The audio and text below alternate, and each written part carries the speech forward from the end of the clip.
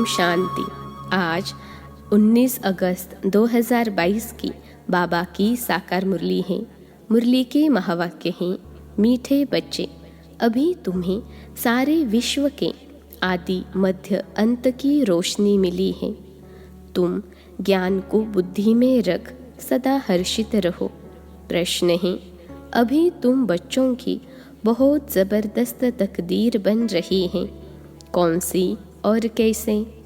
उत्तर है, अभी तुम श्रीमत पर चल 21 जन्मों के लिए बाप से बेहद का वर्षा ले रहे हो।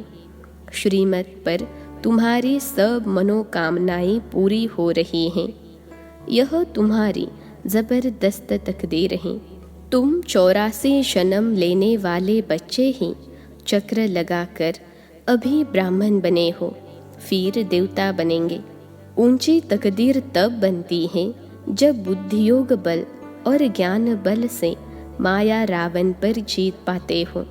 तुम्हारी बुद्धि में है कि हम बाप के पास आए हैं अपनी तकदीर बनाने, अर्थात लक्ष्मी नारायण पद पाने। गीत है, तकदीर जगाकर आई हो। ओम शांति। यह भगवान की पाठशाला है। यहाँ हे ही भगवानुवाच बच्चों प्रति। गीत की पहली लाइन है, तकदीर जगाकर आई हूँ। इस ईश्वरीय पाठशाला व बेहद बाप की पाठशाला में भगवान तो एक को ही कहा जाता है। भगवान अनेक नहीं होते हैं। सभी आत्माओं का बाप एक है। अब एक बाप और अनेक बच्चों का यह है संगठन व मेला। ज्ञान सागर और ज्ञान नदियाँ। पानी के सागर को ज्ञान सागर नहीं कहेंगे। ज्ञान सागर से यह ज्ञान नदियाँ निकलती हैं, उनका यह मेला है। वह है भक्ति, यह है ज्ञान। ज्ञान को कहा जाता है ब्रह्मा का दिन, सतयुग त्रेता, और भक्ति है रात द्वापर कलयुग। सतयुग त्रेता में है ही सद्गति, सुख धाम में जाना होता है। सद्गति तो एक बाप ही करेंगे, वह है सद्गति दाता। तुम्हारी अब सद्गति हो रही है, अर्थात पतित से पावन बन रहे हो। राजयोग सीख तमो प्रधान से सतो प्रधान बन रहे हो।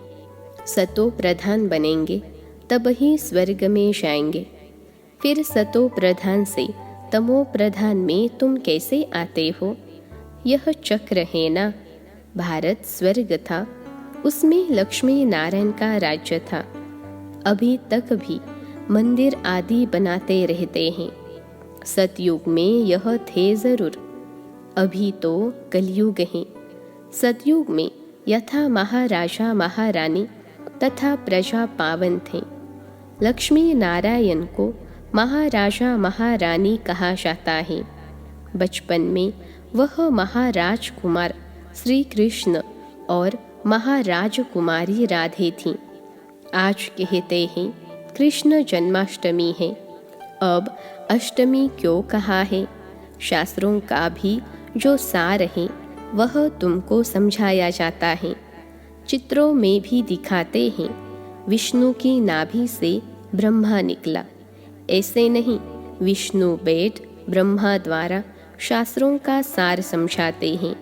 नहीं, परमपिता परमात्मा शिव परम धाम से आकर ब्रह्मा तन का आधार ले तुमको यह राज समझाते हैं। मनुष्य इतनी मेहनत करते हैं, भक्ति करते हैं, मिलता कुछ भी नहीं है। इसलिए भगवान कहते हैं, जब भक्ति पूरी होती है तब फिर मैं आता हूँ, क्योंकि तुम्हारी पूरी दुर्गति हो जाती है। सतयुग त्रेता में तो तुम अपना राज्य भाग्य पाते हो, सूर्यवंशी चंद्रवंशी, फिर तुम गिरते जाते हो। यह सब बुद्धि में याद रखना है। तुम बच्चों को अब सारे विश्व के आदि मध्य अंत की रोशनी मिली है, और कोई की बुद्धि में यह रोशनी नहीं है। तुम जानते हो सबसे ऊपर है शिव बाबा, पीछे सूक्ष्म वतन में ब्रह्मा विष्णु शंकर, स्थूल वतन में है यह मनुष्य सृष्टि। मनुष्य सृष्टि में भी पहले पहले जगत अम्बा जगत पिता नाम गाया हुआ है। सूक्ष्म वतन में सिर्फ ब्रह्मा ही दिखाते हैं। उनको कहेंगे ब्रह्मा देवताय नमः, विष्णु देवताय नमः। यहाँ जो यह ब्रह्मा सरस्वती है, यह कौन है? ब्रह्मा की बहुत महिमा है। ब्रह्मा की बेटी तो तुम भी हो, प्रजापिता तो जरूर यहाँ होगा, सूक्ष्म वतन में तो नहीं होगा। बाप को प्रजापिता द्वारा ही ज्ञान देना है। विष्णु को व शंकर को ज्ञान सागर नहीं कहा जाता है। बाप को तो श्री श्री कहा जाता है। वह है श्रेष्ठ ते श्रेष्ठ, ऊंच ते ऊंच भगवान। वह फिर रचना रचते हैं श्री राधे श्री कृष्ण। वह स्वयंवर बाद बनते हैं महाराजा श्री नारायण और महारानी श्री लक्ष्मी। सतयुग में उन्होंका राज्य चलता है। त्रेता में है राम सीता का राज्य। स्वर्ग सतयुग को कहा जाता है। फिर 2 कला कम हो जाती हैं। 16 कला से 14 कला में आ गए। फिर द्वापर से भक्ति मार्ग शुरू होता है। अभी बाप कहते हैं तुम बच्चों को मैं सदगति में ले जाता हूँ। भारत पावन था, फिर पतित किसने बनाया? रावण ने। इसलिए मुझे ही कल्प कल्प आना पड़ता है। पतितों को आकर पावन बनाना पड़ता है। तुम यहाँ आए हो तकदीर बनाने, अर्थात विश्व का मालिक बनने। बाप समझाते हैं यह बुद्धि में रखो, तुम ही सो देवी देवता थे, अब ब्राह्मण बने हो, फिर देवता बनेंगे। यह बाजोली है। पहले पहले है चोटी, उसके ऊपर में ही शिव बाबा। फिर यह ब्राह्मणों की रचना रची, एडॉप्ट किया। जैसे बाप बच्चों का पिता है, वह हुए हद के पिता, यह है बेहद का। प्रजापिता ब्रह्मा को ग्रेट ग्रेट ग्रैंड फादर कहा जाता है। इस संगम पर उनकी महिमा है, जबकि शिव बाबा आकर एडॉप्ट करते हैं ब्रह्मा सरस्वती और तुम बच्चों को। अभी फिर तुमको पावन बना रहे हैं। तुम जानते हो हम बाप से फिर से वर्षा लेने आए हैं, कल्प कल्प लेते आए हैं। फिर जब रावण राज्य शुरू होता है तो गिरना शुरू होता है, अर्थात पावन से पतित बनते हैं। अब सारी सृष्टि में रावण राज्य है, सब दुखी है, शोक वाटिका में है। सतयुग में तो दुख की बात ही नहीं होती। आज ही श्री कृष्ण जन्माष्टमी। कहते हैं देवकी को 8वां नंबर बच्चा श्री कृष्ण पैदा हुआ। अब 8वां नंबर कृष्ण जन्म लेगा क्या? कृष्ण का जन्म तो होता है सतयुग में। वह वैकुंठ का फर्स्ट प्रिंस है। उन्हें फिर द्वापर में ले गए हैं, तो यह गपोड़ा हुआ ना। अब तुम बच्चे जानते हो कि अभी वह आत्मा अंतिम जन्म में पड़ रही है। सतयुग में कृष्ण के माँ बाप को 8 बच्चे तो होते नहीं हैं। यह शास्त्र भी ड्रामा अनुसार सब पहले से ही बने हुए हैं। अब बाप सभी शास्त्रों का सार समझाते हैं। भगवानुवाच तुमको यह ज्ञान सुनाते हैं। इसमें गीत व श्लोक आदि की बात नहीं, यह तो पढ़ाई है। बाकी यह शास्त्र आदि सब भक्ति मार्ग की सामग्री है। भक्ति शुरू होने से ही पहले पहले शिव बाबा का सोमनाथ मंदिर बनाते हैं। पहले पहले होती है शिव बाबा की अव्यभिचारी भक्ति और यह है शिव बाबा का अव्यभिचारी ज्ञान जिससे तुम पावन बनते हो। भक्ति के बाद वैराग्य गाया जाता है। तुमको इस सारी पुरानी सृष्टि से वैराग्य है। पुरानी सृष्टि जरूर विनाश हो, तब फिर नई स्थापन हो। यह वही महाभारत लड़ाई है जो कल्प पहले भी हुई थी। मुसल आदि नेचुरल कैलेमिटीज जो हुई थी वह फिर होनी है। देवताएं कभी पतित दुनिया पर पैर नहीं रखते हैं। महालक्ष्मी का आवाहन करते हैं। हर वर्ष उनसे धन मांगते हैं। लक्ष्मी नारायण दोनों इकट्ठे हैं। महालक्ष्मी को 4 भुजा दिखाते हैं। दीपमाला पर उनकी पूजा करते हैं। हर वर्ष भारतवासी भीख मांगते हैं। यह है विष्णु के 2 रूप। मनुष्य इन बातों को कोई जानते नहीं। इस समय है प्रजापिता आदि देव और जगत अम्बा आदि देवी। अभी श्रीमत पर तुम्हारी सब मनोकामनाएं पूर्ण होती हैं। 21 जन्मों के लिए तुम राज्य भाग्य लेते हो। यह ब्रह्मा है साकारी पिता और शिव बाबा हैं निराकारी पिता।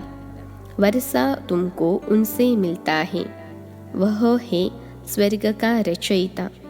तुम 21 जन्मों के लिए वर्षा पा रहे हो। कितनी जबरदस्त तकदीर है। यह भी जानते हो आएंगे यहाँ वही जिन्होंने 84 जन्मों का चक्र लगाया है। वही आकर ब्राह्मण बनेंगे। ब्राह्मण ही फिर देवता बनेंगे। अभी तुम बच्चे किसकी जयंती मनाएंगे? तुमको लक्ष्मी नारायण की मनानी पड़ेगी ज्ञान सहित। वह छोटेपन में ही राधे कृष्ण, तो दोनों की मनानी पड़े। सिर्फ कृष्ण की क्यों? वो तो कृष्ण को द्वापर में ले गए हैं। राधे और कृष्ण तो दोनों अलग अलग घर के हैं। फिर मिलते हैं तो दोनों की इकट्ठी मनानी चाहिए। नहीं तो समझते नहीं हैं कि कृष्ण का जन्म कब हुआ। तुम अब समझते हो कृष्ण का जन्म सतयुग आदि में हुआ था। राधे का भी सतयुग आदि में कहेंगे। करके 2-4 वर्ष का अंतर होगा। तुम्हारे लिए सबसे सर्वोत्तम तो है शिव जयंती। बस मेरा तो एक शिव बाबा, दूसरा न कोई। तुम अब देवता बन रहे हो। लक्ष्मी नारायण राम सीता बन रहे हो। यह भी समझाया है। राम सीता को क्षत्रिय चंद्रवंशी क्यों कहा जाता है? जो नापास होते हैं वह चंद्रवंशी घराने में आते हैं। यह है माया के साथ युद्ध। रावण पर विजय प्राप्त करते हो इस युद्ध के मैदान में। बाकी पांडवों कौरवों की लड़ाई है नहीं। तुमको माया पर जीत पानी है। बाप आत्माओं को कहते हैं मामेकम याद करो तो तुम्हारे विकर्म विनाश होंगे और माया पर जीत हो जाएगी। बुद्धि योग बल और ज्ञान बल से माया पर विजय प्राप्त करनी है। भारत का प्राचीन योग बल मशहूर है जिससे तुम रावण पर जीत पाकर राज्य लेते हो। बड़े ते बड़ी तकदीर है ना। मुख्य बात है बेहद बाप को और 21 जन्म सदा सुख के वर्षे को याद करना है। सेकंड में स्वर्ग की बादशाही। जब तक बाप की पहचान बुद्धि में नहीं बैठी है तब तक समझ नहीं सकेंगे। यहाँ कोई साधु संत आदि नहीं है, न कोई गीता व शास्त्र आदि सुनाते हैं जैसे साधु लोग सुनाते हैं। गांधी भी गीता सुनाते थे और फिर गाते थे पतित पावन सीताराम। अब गीता तो भगवान ने गाई। अगर गीता का भगवान कृष्ण था तो फिर राम सीता को क्यों याद करते थे? वास्तव में सीताएं तुम हो, राम ही निराकार भगवान। सभी भगत हैं, पुकारते हैं हे राम हे भगवान।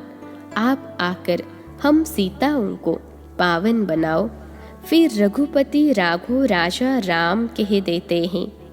सुनी सुनाई बात को पकड़ लिया है। फिर गंगा को पतित पावनी क्यों कहते हैं? भक्ति मार्ग में बहुत वहाँ जाते हैं। वर्ष वर्ष मेला लगता है, वहाँ जाकर बैठते हैं। तुम बैठे हो ज्ञान सागर के पास, वह फिर पानी में जाकर स्नान करके आते हैं। पावन तो बनते नहीं, पतित ही बनते आए हैं। तुम तो अभी ज्ञान मार्ग में हो, तुम अभी वहाँ नहीं जाएंगे। सच्चा सच्चा संगम यह है, जबकि आत्माएं परमात्मा अलग रही बहुकाल। परमपिता परमात्मा से बहुत समय से कौन बिछुड़ते हैं? वही जो पहले पहले सतयुग में थे, तो ज़रूर उनसे ही पहले भगवान मिलेंगे, पहले वही आएंगे। यहाँ ज़रूर पढ़ना पड़े। जो स्कूल में ही नहीं आएंगे तो वह क्या सुनेंगे? गुह्य गुह्य पॉइंट्स कैसे समझेंगे?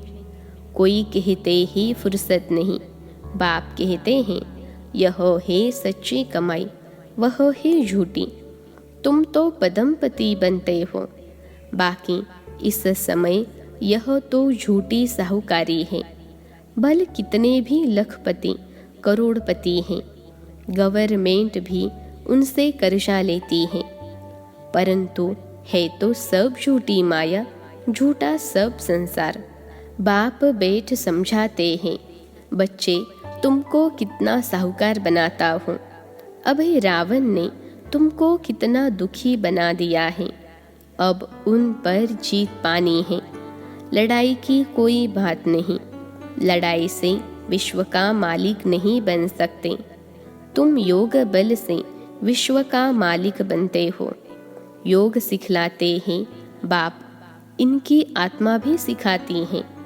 बाप इनमें प्रवेश हो, तुमको ज्ञान सुनाते हैं।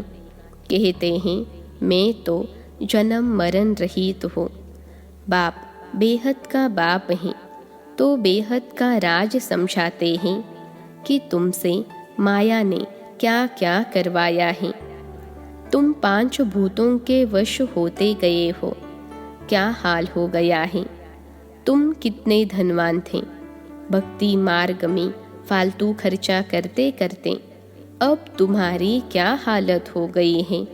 अब भक्ति के बाद भगवान आकर स्वर्ग की बादशाही देते हैं, इसलिए सद्गति करने बाप को ही आना पड़ता है।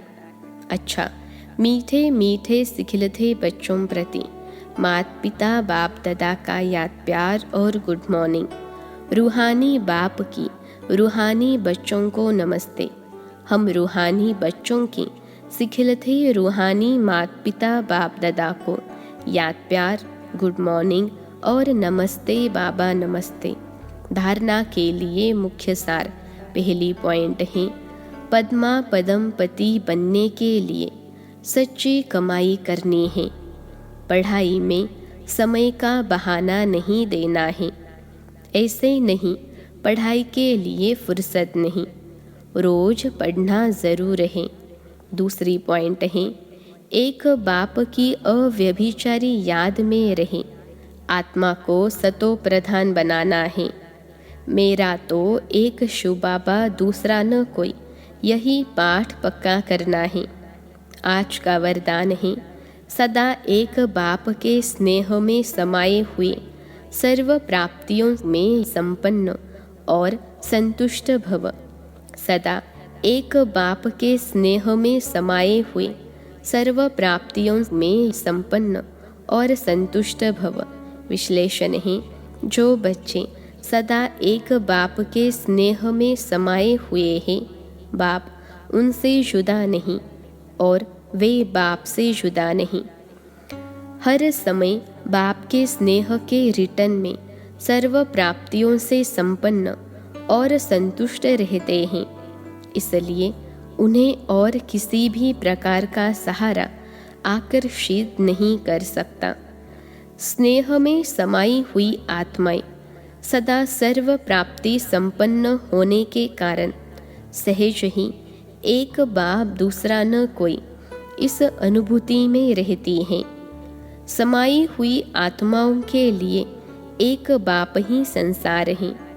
आज का स्लोगन है, हद के मान शान के पीछे दौड़ लगाने के बजाय स्वमान में रहना ही श्रेष्ठ शान है। हद के मान शान के पीछे दौड़ लगाने के बजाय स्वमान में रहना ही श्रेष्ठ शान है। अच्छा, ओम शांति।